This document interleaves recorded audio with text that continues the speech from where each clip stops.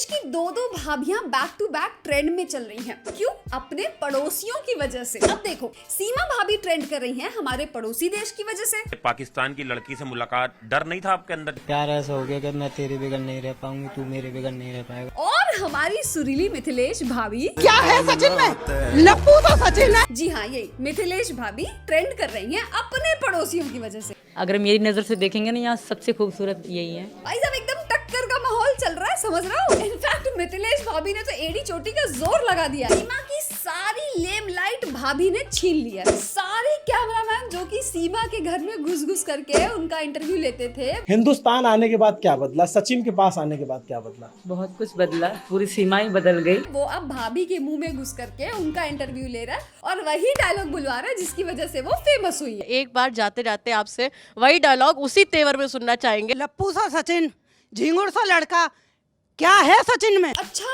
अब समझ में आया कि क्यों बचपन में जब मम्मी अच्छा खाना बनाती थी तो पड़ोस वाली आंटी को देने को बोलती थी ताकि मुंह बंद रखें। छरायसी औरत, सिकलना सूरत, बन के आई है हूर परी पाकिस्तान से आज गए। आंटी रॉट, सीमा शॉक। यार मेरे को एक चीज नहीं समझ में आ रही, भाभी इतना चिढ़ क्यों रही है सीमा सचिन से? ये पड़ोसियों की जलन है या फिर दुनिया से छुपाए हुए प्यार की अगन है?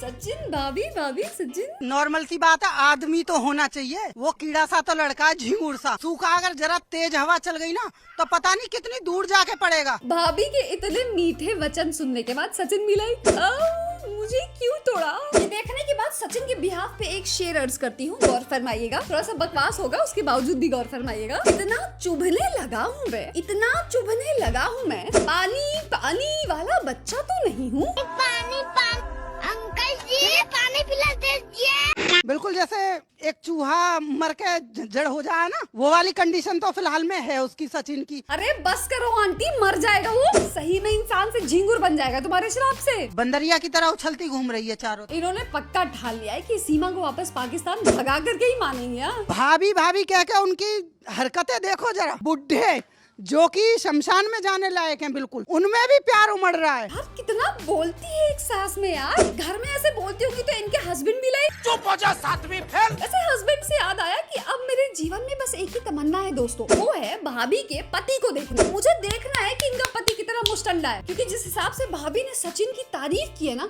उस हिसाब से भाभी के पति को ना खली होना चाहिए। और आंटी सुनो, तुमने एक सचिन के मजे लेने के चक्कर में कई सचिनों की जिंदगी बर्बाद कर दी। उनको यही कह करके रिजेक्ट किया जा रहा है। पार्टी में, मीटिंग्स में, दोस्तों की सिटिंग्स में, सब जगह सचिनों को यही सुनाया जा रहा है और उनको रुलाया जा रहा है, और सब आपकी वजह से। अच्छा, ये जो आपने कहे उनमें से लप्पू का मतलब बता दीजिए, झिंगूर का मतलब बता दीजिए। मैडम, आप सच में इतनी वेली है कि आप लप्पू और झिंगुर का मतलब जानने के लिए भाभी का उतनी दूर से इंटरव्यू लेने आई हैं। कोई सेंस है इस बात की? मीडिया वालों, काम धंधा ना रह गया तुम पे। अच्छा, इस बात पे एक और लाइन अर्ज किया है, लप्पू सी मीडिया है, रिपोर्टिंग उन पे आवे ना, झिंगुर से जर्नलिस्ट होवे, टीआरपी के लिए बकवास सी न्यूज चलाते रहे। अच्छा, एक और बात, सिर्फ मीडिया नहीं है जो कि गर्म टॉपिक पे अपना हाथ सेकती रहती है। जब भी ऐसा कोई कारनामा हमारे हिंदुस्तान में होता है, तब हमारे देश के सारे आर्टिस्ट अपना हुनर दिखाने के लिए तैयार हो जाते हैं।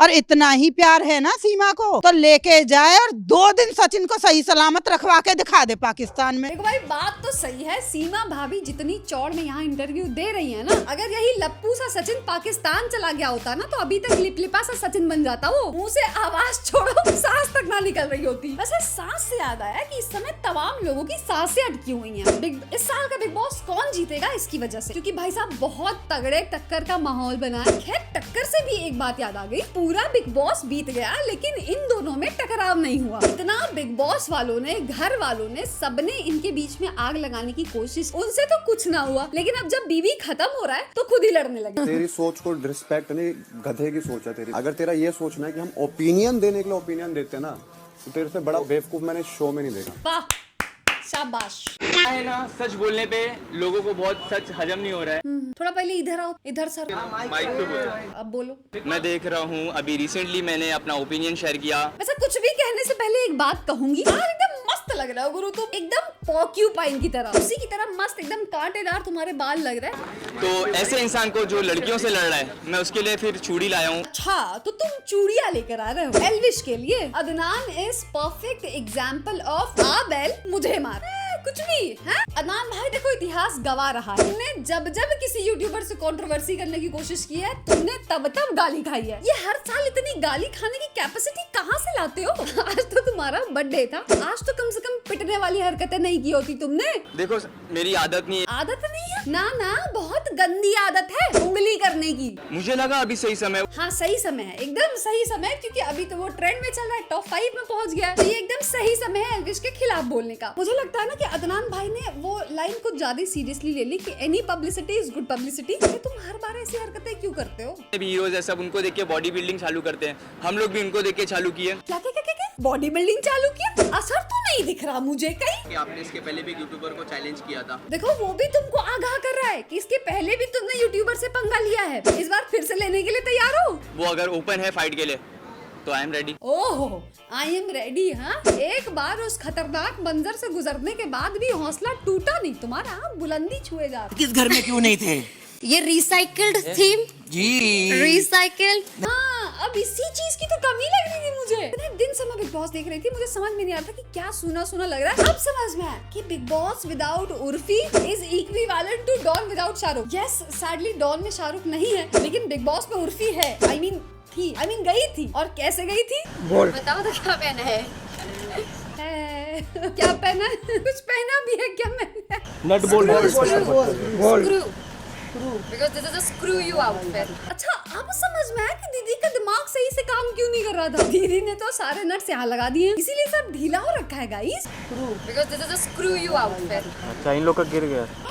कुछ मैंने अभी सुना है, रिपोर्टर भी मजे ले रहे हैं। भाई साहब अब ये किसने बना दिया यार? चलो तो अगर उर्फी जावेद आपकी डिजाइन, आपका आउटफिट क्या होता? Oh no no no no no no oh God this is a nightmare. भाई साहब ये ब्रह्मांड उर्फी जावेद के हाथों में नहीं आना चाहिए, वरना सबका हश्र ऐसा ही होगा। एल्विश पे तो भाई साहब उर्फी का दिल आ गया, कुछ ज्यादा ही अपनी तरह कपड़ा पहना दिया उसको। देखो उर्फी जावेद के स्टैंडर्ड्स तो बहुत हाई है, लेकिन डबल स्टैंडर्ड उससे भी ज्यादा हाई। अब घर में थी तो एल्विश करके नाच रही थी।